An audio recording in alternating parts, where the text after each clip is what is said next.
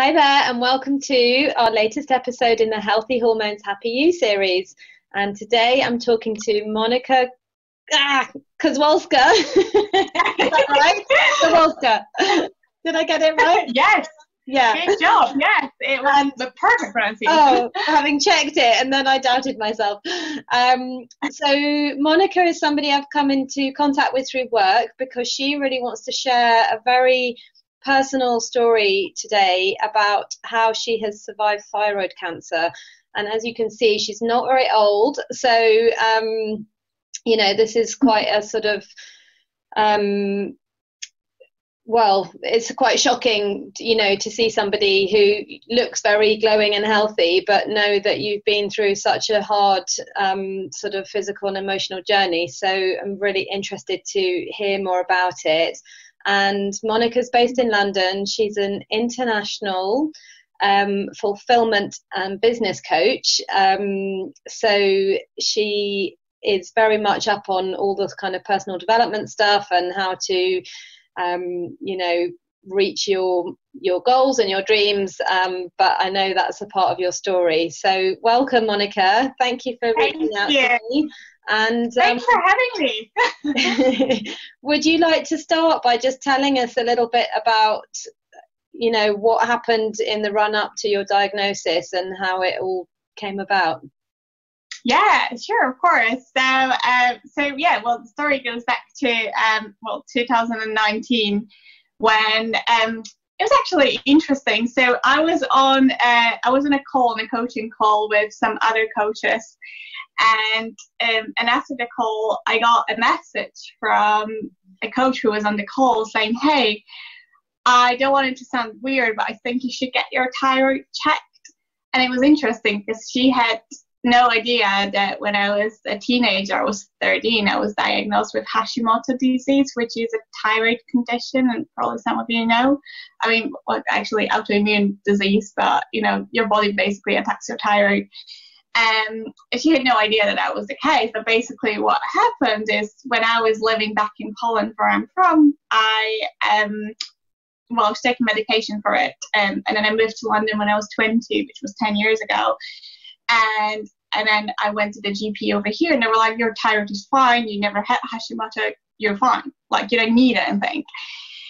And I would get my thyroid checked, thyroid levels, and my blood every year, and every time they would be like, "You're fine." And I was like, well, they know better.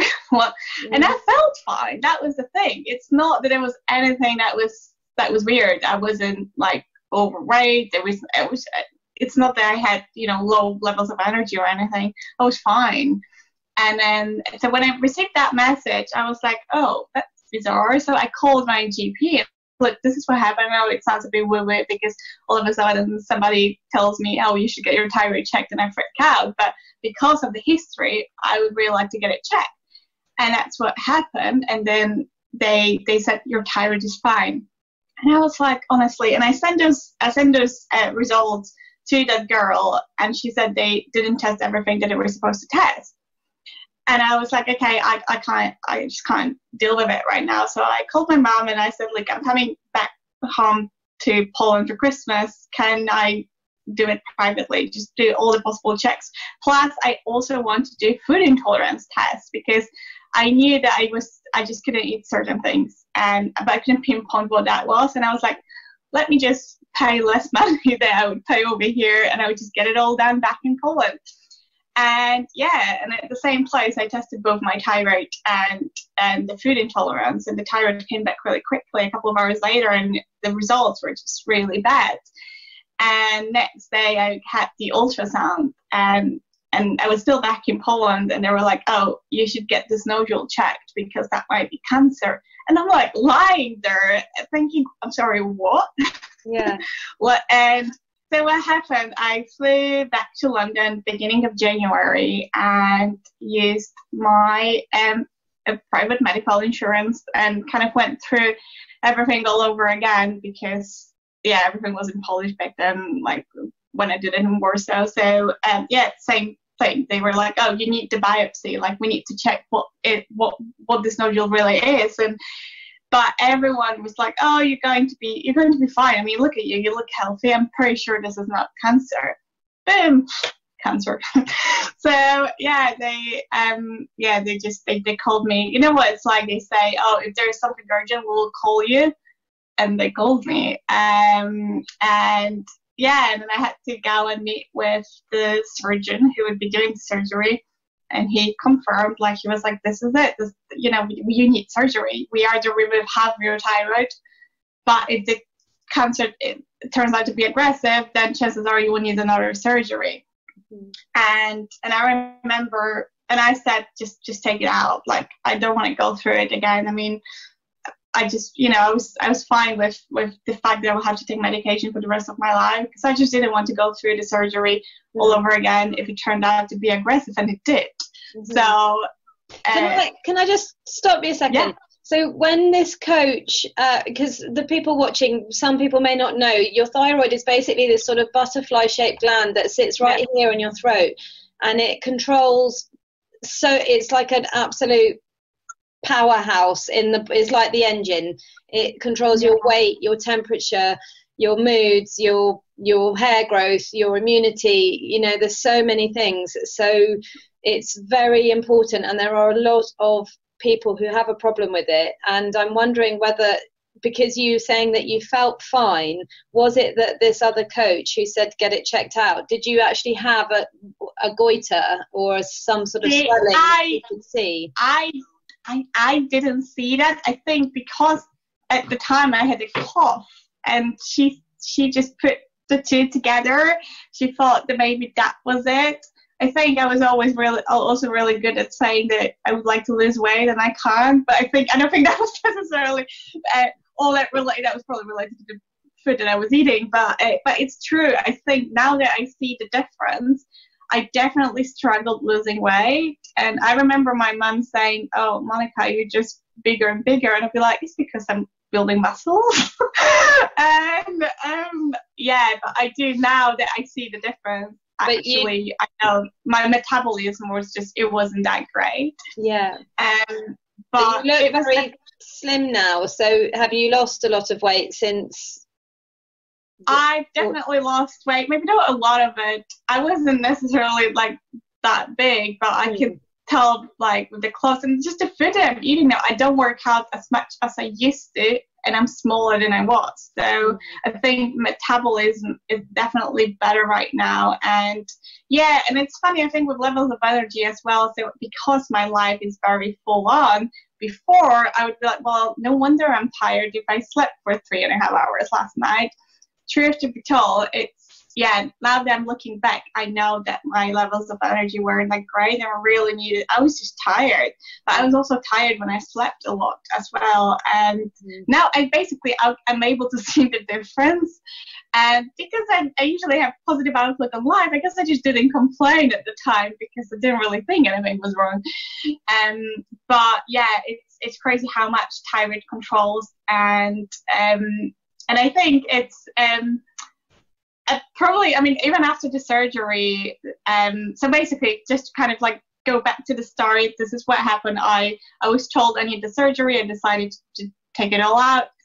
And I remember going to the bathroom in the hospital after I was told that this is happening, and I had to call my mum to say that I've got cancer.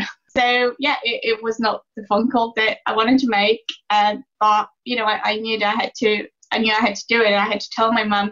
And that was the moment when I realized that in my life, I didn't really have everything that I really wanted to create for myself, because in a way I knew that one day, I want to have a family, and I don't want to just work a lot. And even though I love what I do, but that was the moment when I realized, I was like, it's great to have my friends, but at the same time, I go back home after such news, and it's just me. And it was a really big wake up call for me, because I realized, I told myself that if I survived the surgery, and I kind of knew that I was going to, but I made a promise to myself that I was going to focus on different things as well, and I was going to choose my life a little bit differently. And yeah, and then, I had the surgery, and I remember that, like, the first week, just emotional reaction to everything. I would wake up and just spend like 6 hours crying without a reason. And well, bit of a big reason, I think. It's true. But it was bizarre. But it got better, and I think I'm definitely more in tune with my body right now. And it was an amazing. I always say that maybe I had to get this cancer to kind of like get to the stage where I actually listen to my body, and we're a team eventually. I'm not just doing all the time and like putting my body through a lot of stress just because I want to get some things done. We are eventually a team, and I don't think that would have happened if I didn't get cancer. Yeah. And do you think that I'm not very familiar with the stats around thyroid cancer, like whether it's something that is very aggressive and needs to be caught quickly, or were you lucky, or was it quite a sort of I was very lucky, because what happened is it was a bit over 1 centimeter big, and they say that if it's over 1 centimeter, then you need a radioactive iodine treatment as well. But basically, when I spoke to my oncologist, she said because my cancer was just on the edge, it was 1.1. She said that we're going to check the thyroglobulin levels after like 4 months past my surgery, and see if it's detectable or not. And basically it wasn't. So that means for now it looks like cancer is gone, and I don't need the iodine treatment.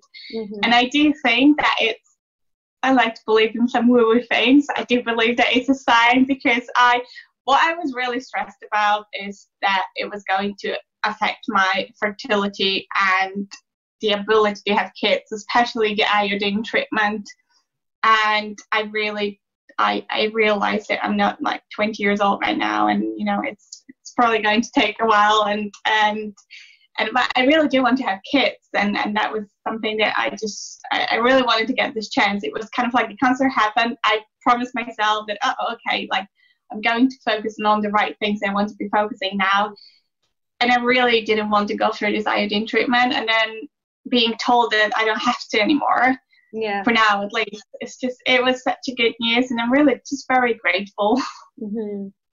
And so, I think there's a lot to talk about, and I don't think that your scenario is that uncommon.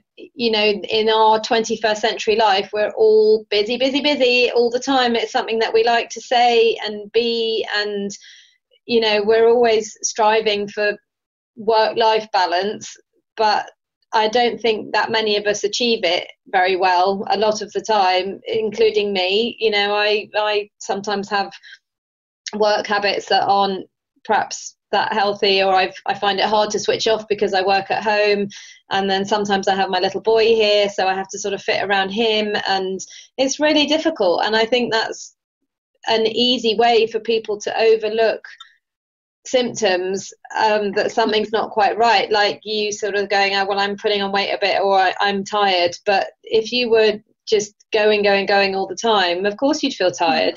Of course, if you don't sleep very well, you're going, so you, and also because you're very young, so you just think, well, that who does that happen to, like it's other people. That is so true. And yeah, like I'm sorry, because I don't think I answered your question earlier. Thyroid cancer is very common. It's just, we just don't really think about it, because, it's, as you said, like we like to overlook any symptoms, because nobody really talks about thyroid all that much. People don't realize how powerful thyroid actually is. And and it's we like to do so much, and I think we're so focused on doing all the time, we don't ever think that there might be a reason behind it, apart from I have a busy lifestyle. But the truth is that, and that's what I genuinely learned and understood, and I believe in, that we only really have one life, and if we don't take care of it and make the most from it, and we really don't learn to be in tune with our bodies, then that is genuinely, yeah. Well, I think you made a really important point as well about the fact that you'd always had these tests every year and they always came back normal. And this is something that I have talked about quite a lot in my group because, on the one hand, I don't always delve that deeply into thyroid health, because although it's a very important gland and controls lots of different hormones, I'm more into the hormones related to the menstrual cycle and fertility, and of course it is connected, but thyroid is a big topic and kind of deserves a whole page of its own, or a whole group of its own. And but what I do know is that often when people go, I've had clients myself who've come in saying, I've had my thyroid tested 3 times now, that every time it comes back normal, I don't feel normal, I'm not okay, but I don't know what to do. And then when you look at the actual results, either they haven't been tested for the full panel, and there's another live that someone else did in my group, so anybody watching, you can go and look that up, and it tells you exactly what you need to get done in the tests and what the results actually mean, because sometimes doctors, I think, are not very willing to share the actual figures, and what I've seen in some clients is that they're told that they're normal, but when we look at the numbers, they're very close to the top or the bottom of the range, which means that they're very close to not being normal and being told, actually, you have got a thyroid disease. So not everybody who's got thyroid disease has got cancer, but that's true. It's just what a horrible shock for you to have these tests and be told, you're fine, and then actually no, you're really not fine, and to be by yourself. It's very true. And it's I felt that I felt it was very unfair on me. I went through this process of being like, come on, it's not that I was skipping the tests. I was doing them every year. And that August, when I kind of said, okay, well, somebody told me to check it, I want to check it. Mm-hmm. I remember that was my GP, touching my neck and being like, you're fine. And to be told that nodule was already there. Like it wasn't, everybody could feel it. It's disappointing what we get very often, but I guess that's why it's very important to build this connection with our bodies and our intuition. And I do think that if you don't feel okay, then don't stop until you find out what's not working, because I went through the stage where I was like, okay, well, they know better, clearly I'm fine, but now I wouldn't have done that, because I went through the cancer journey and I built this connection with my body, and now we're a team. If I'm not feeling okay, and even if the doctor told me you're fine, I would be like, no, I'm not going to stop until I find out what's not working, because I only have one life, and I do think that it's nice to make sure that I make the most from it. Yeah. And that's another really good point, because I've also had clients or heard of people who've been told, for instance, sorry, you're infertile, you're just not going to be able to have kids. And then when they got a second opinion or even a third opinion, or they just carried on trying anyway, now they have children, so medical people don't always know everything. Nobody knows everything. That's the real answer. Yeah. Nobody knows. And we can do these tests and we can try to diagnose things, but actually we all know our own body best, and we all are responsible for our own bodies, and to really think about it. And I it's something that I notice when I do a consultation, because anybody who's familiar with Chinese medicine knows that because it's such a holistic treatment, that we ask all sorts of questions about the body. And sometimes people are like, what, why are you asking me whether I've got hay fever? I've told you I've got a sore back, what's that? But it's connected, and it may link up in some way. And And I think lots of people actually just go around in a bit of a fog. You know, they're not really thinking about what their body is trying to tell them, because our body's talking to us all the time. And I know when we chatted briefly last week to set up this call, you mentioned about how in the past you sometimes hadn't really stood up for yourself or spoken out about things, and I quite like to find symbolism in things. So I was saying, well, you know, your throat chakra is all to do with communication, and if you were kind of repressing this communication and things that you needed to say, maybe that is, you know, I'm not saying that caused your cancer, but it's like that is, and it is very much related to my story. And I remember, well, you remember as well, when you told me that, I was like, oh my gosh, it makes so much sense. Yes, 100%. I genuinely now stand up for myself, and I do things that I want to be doing. And it's also related, of course, to the fact that I just know that the time is now, and I'm not going to be waiting until I'm smarter or older or whatever, because I may never get there. So the time really is now. And honestly, that sounds weird, because obviously it's COVID-19 and all those other things happening. I've never been happier, genuinely, and everything is genuinely doing so well. My business is going really well. It's never gone so well before, and it's kind of like, you know, I finally gave myself permission to do it all and say it all, and it's working out. And it's really, really nice to I know I continuously talk about, you know, being on the same team with my body, but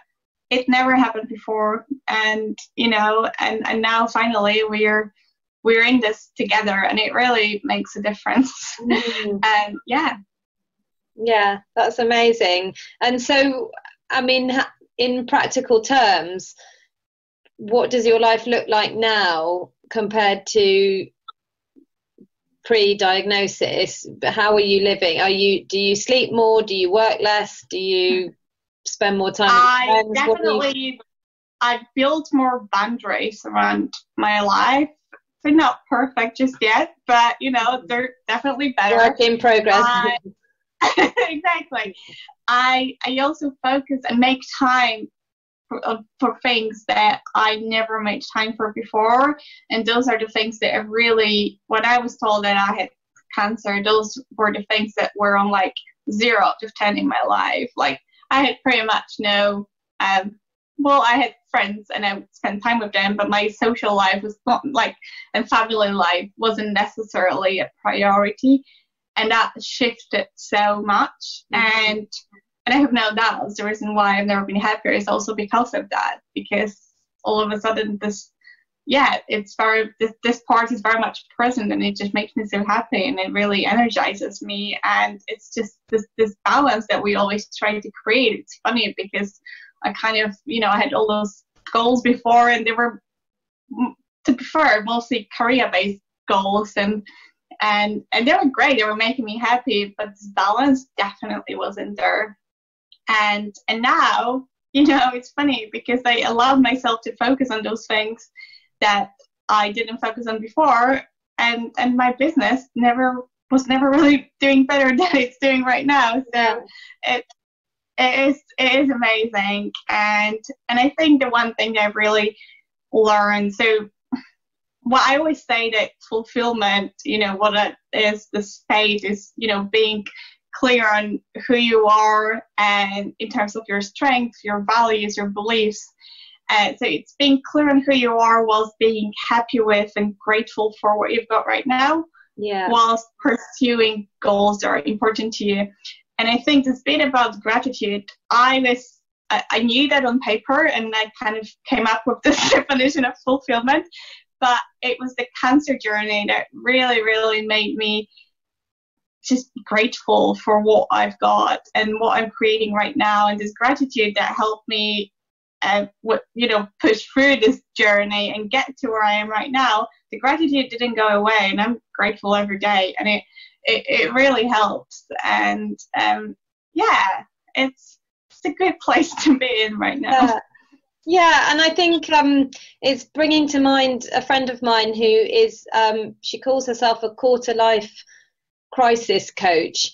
So she has a really interesting podcast, and she interviews people, and she's interviewed me, even though, I mean, I'm in my mid-40s, so I'm past my quarter-life crisis, but I definitely had one sort of on and off for years. And I think when I listen to my own story and the story of other people, and so often people say it was partly because I wasn't really living in alignment with what's really important to me, and so you constantly feel this dissonance between what you really want and what you really care about and what you're actually doing every day, and whether that's because you want to be fit and healthy but you never exercise and you eat rubbish food, or you want to have a family but you don't put yourself out there to meet a partner, or you're in a bad relationship, or there's so many ways that we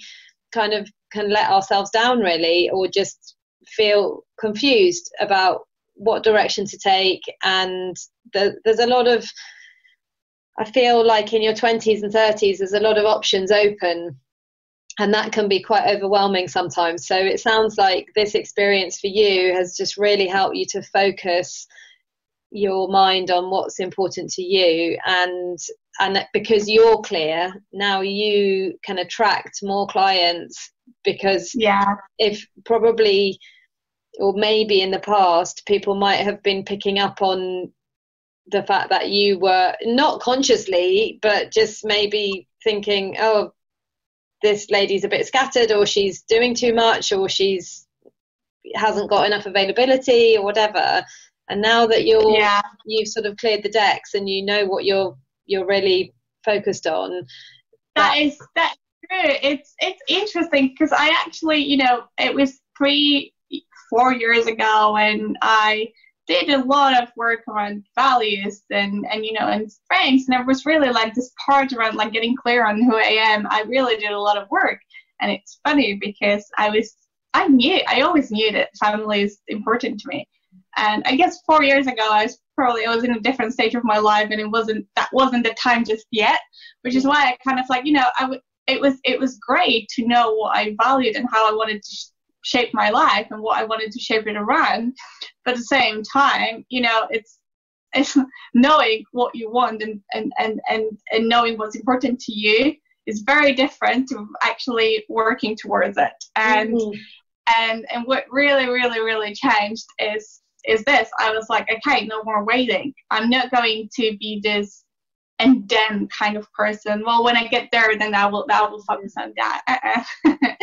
So, and it really, really helps so much. And I think what's really important to remember is that, choosing to focus on my family right now didn't mean not focusing on my business and on my career and doing all those things I've always wanted to be doing. And that's a huge takeaway for me, because I think deep down I thought that I can only really focus on one to succeed. And actually, weirdly, no, I can do both. And they make me so much happier. Yeah, that's great.